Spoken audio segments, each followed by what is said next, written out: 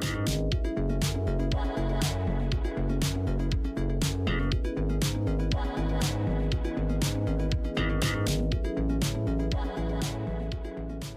everybody, Brian Davis from Orbee. I'm very happy to be joined to my left here by Emma Gall from Hudson Automotive Group, Shane Stender to my right from SilverBack Advertising. We just wanted to come together today to speak a little bit about the relationships between our three companies, and mainly focusing on what Emma's trying to do as the Director of Marketing. Correct. For the Hudson Automotive Group with how many stores? 55. Okay, so you've got a lot of complicated scenarios going on. Yes, there. definitely. A lot of customer experience. Shane, tell us a little bit about your company. Yeah, SilverBack Advertising. We're an advertising agency that has been in the automotive space for 16 years, working with Tier 2, the regional ad associations to mid-size and large dealer groups all across the country, specializing in a lot of digital advertising components and the digital media buying piece of the media mix. Specifically within the field of programmatic. We're one of the leaders in the industry with our demand side platforms like the Trade Desk and Amazon and so forth. And so the purposes of all of what you just said is to reach the customer where they are with very much the so. right message. Reach the customer where they are, and especially reaching that precise customer. It's reaching that first party data customer, where they are with the right messaging at the right time, and efficiently allowing the media to cross tactics and really reach the consumer with where they're using the media and what they're engaging with and what's going to be the most effective mechanism for that. So I guess the way that I understand that is whether I'm on my cell phone or I'm on my desktop or watching streaming TV, other ways that might be out there, if there's a message that I need to receive from someone like Emma, Hudson Automotive Group, you need to be able to apply the tactics wherever I am and reach me with that message, or have those options to do so, right? Exactly. And reaching those where you're breaking down walled gardens and putting those into the same campaign, so that it's really about the audience first, and then all of those publishers become available sources of inventory for you to deliver to a device, to a programming, and reach that consumer. You really get efficiency there because you're not creating separate campaigns with separate audiences,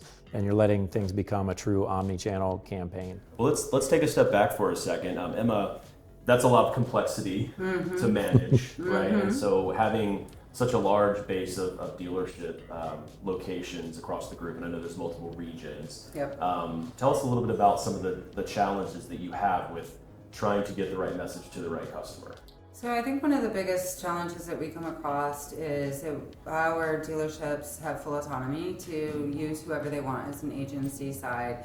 So nothing is standardized across anything that we do, and so trying to manage that across all the stores has become quite difficult. Right. So in that respect of how do we take this audience for one of our individual stores and push it out to our paid providers and even third parties, and how are we going to manage that with utilizing so many different things without one mechanism in doing so. Right. So I think that's what the biggest challenge that we have is we are taking so many different vendors, and how do we implement with all of those who are using different methods, right? And we don't even have, not all of ours use OTT. They all kind of have a different strategy across all of them as well. And so trying to bring all of those pieces together. Kind of interesting, serendipitous, I guess, that I'm between you two. But when we talk about all of the inputs from the customer data side, so what's happening at the dealership, your CRM data, some transactional data from the DMS, website activity, more real-time context about what the shopper's doing. What I heard you just say was that we have to find a way to package that and distribute it, but not just to the same person all the time. Like Shane might not be working with all of the Hudson locations. Right. One GM may want to utilize you through Emma's recommendation, and someone may not have a reason to or a perceived need to. So we need to be able to sort of distribute and filter as needed. So one of the cool things that I've come to understand with working with you guys directly is that by activating some of your messaging and by paying attention to what's happening on the websites, you've been able to build shopper profiles. Correct.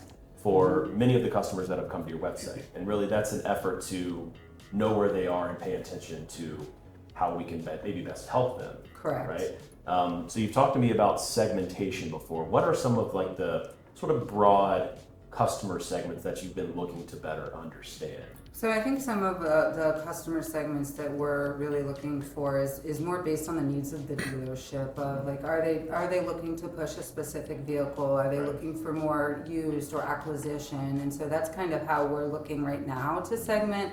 I think down the road maybe we'll go more into style specific SUVs, trucks, cars, and so kind of trying to approach it right now in baby steps and like get into it. But ultimately what I would like to do is take that and say, okay, we know we need to push this specific model, for example, and then even segment that down to what does that customer look like, and how can we segment it out to based on your gender and your age and your lifestyle, and then create graphics and hit them with it in something that's truly going to resonate with them so that it will get a better response, right? Absolutely. That's the goal. But the issues, we're just sending it right now via email, being able to send those lists. And so wanting to then approach it to the rest of things, on the paid side of things, on social, and be able to truly hit the audiences in an omni-channel approach.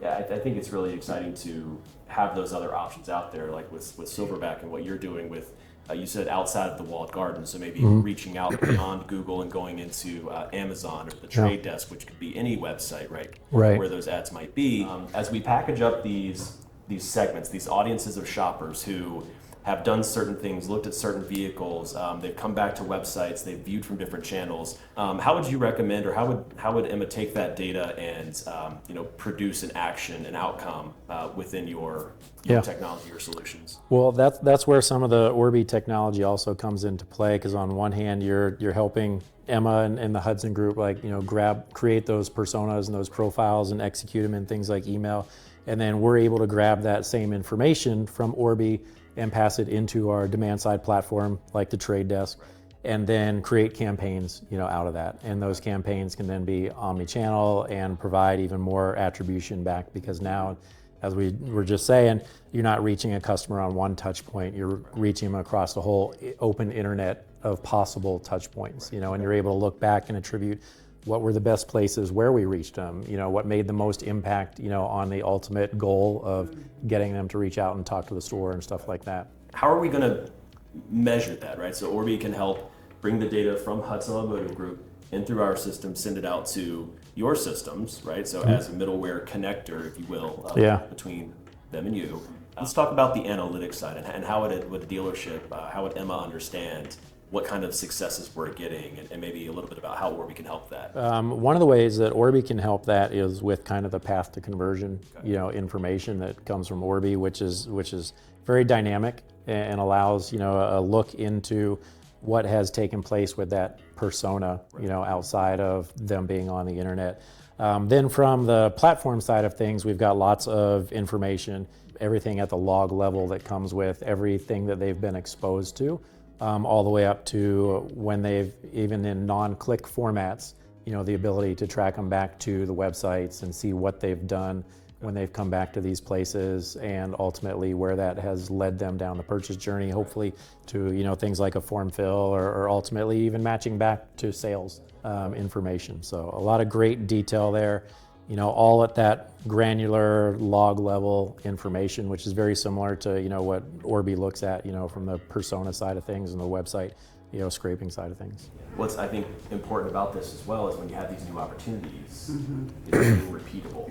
Yes. Because 54 stores is a lot. Yes. And so as these things work and we're sort of tweaking things and, moving the needle and tweaking some knobs a little bit and improving them over time, what do you see as potentially being one of the biggest impacts for the dealerships? We've done all this work, we're advertising in different ways, and we're bringing back success. Is there anything that you feel like, as the marketing director for this dealership group, with all of these things going on, what are you really looking for from the outcomes? How are you going to piece this together and measure it? Well, I think, to Shane's point, going back to looking at, are we getting more form fills? Are we getting more sales from it? I think ultimately that's the goal of everything, right? Or depending on what the campaign is, what are the goals of that? So are we getting more acquisition from this? Are we selling more used, right, based on the needs? So I don't look at it just as, well, it can convert, right? But it needs to also have some sort of sale to it to determine whether, not every single one obviously is going to, but those are kind of the two metrics that I'm going to be looking at to determine the success of it. But I think ultimately being able to hit the right person with the right message at the right time in multiple touch points is only going to continue to keep us top of mind as a dealer, bringing them back in, and the end goal too is to provide a great customer experience for them later on retention, right? So. Yeah, you pretty much summed it up there. I think the ultimate goal is, we want to have not just a transaction, but we want to have a life cycle where we are the service provider, we being the dealership, to have that customer come back, service, buy again. And I think that by paying attention, which is what we're doing now, paying attention to the activities that are happening, we're activating some messages in more of a broad format, turning that into segmentation, putting specific messages in front of them, and then circling it back through. I think some of the other outcomes from the advertising perspective could be doing more with less. Definitely. Limiting your budget by targeting better, not spraying and praying. Being more efficient with the budgets and ultimately driving down the need, for spend, because you're leaning into things like machine learning, which is a form of AI, and leaning into that, to execute, which is the right place at the right time. And then adding to that, when you start expanding, where consumers are seeing the ads, you get into something I was just talking about earlier, which is the storytelling piece of it. So now from a dealer group standpoint or individual dealership standpoint, they can start to tell more of their story, and they can tell it precisely to a very specific audience. And then they can start to formulate plans for, okay, what is it we want to say to this specific persona, the specific segment, and we're going to be reaching them in video formats and textual formats and picture formats, and based on what they and so and so that helps with that non-linear journey that the customer is going through. Ultimately, see a bigger picture of why they should do business with that dealership. That feels very personalized to them. What I think's missing from many of the customer journeys that we look at and many of the advertising strategies that I've witnessed is that it seems to me, correct me if I'm wrong, that we're saying the same thing to people despite where they might be in their journey. Correct. Right? Come buy from us. We've got the best deals. Right? It just sounds very similar, and it's kind of watered down to an extent. So I like the opportunity. Sure. What I'm hearing from you is to say, hey, maybe we're doing a campaign to let people know why they should buy from us. They've already selected a vehicle. We just need to give them the confidence that they can come buy from us. Yeah. Those are the opportunities that I think, what you told me before, that where do I do this and how? Exactly. Right? That's exactly what it is. Right. Yeah. So, okay. Well, I think this is amazing. It's going to be so much fun to see how this goes, but I'm very clearly excited. The connection is here. I think we're all on board. Yeah, So definitely. I just wanted to say thank you guys so much for sharing. Yeah, of course. Appreciate being here. Yeah. It was really nice to spend some time with you guys. Yeah. So thanks everybody for watching. Again, Brian Davis from Orbee, Emma Gall from Hudson Automotive Group, Shane Stender from SilverBack Advertising. Really appreciate you spending some time with us, and we'll see you soon.